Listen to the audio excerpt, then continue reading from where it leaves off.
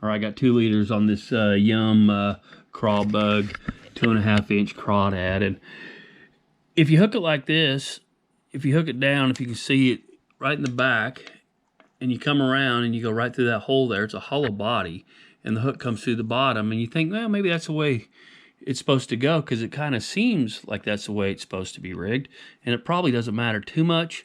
But if you're fishing it back to you, like so, like you cast out and you fish it back to you, the only thing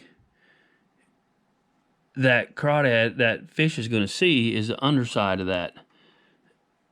It's going to look like he's dead. It's going to look like he's upside down.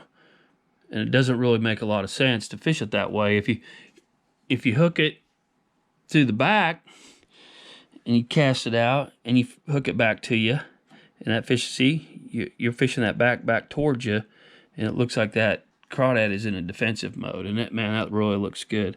And I think that's probably, you know, I never really paid that much attention to it, but I started looking here what I'm doing in the fish tank, and I really think that's probably the way to hook it. So, you know, let me know what you think of rigging it up and how you rig it up if you fish with these. But this is the Yum 2.5-inch Craw BUG, and it's a pretty cool looking little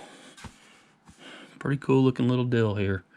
It's a flathead jig here, and you know, it looks pretty realistic. That's pretty good. The Yum, and if you go just a regular jig head, but still you throw it out and you're fishing it back, and it looks like he's upside down. If you can see that. He looks realistic there too, but he looks dead there. He looks like he's floating. Doesn't look alive. So I'm thinking, you know, you really want to hook it, have the hook come through the back, not on the underbelly on that. So just a little tip. See if you get more bites, and let me know. Let me know what you think. Here, let's do it. Let's fish him back to me. Oh, wait a minute. Okay. Fish him back to me. There we go. There's him.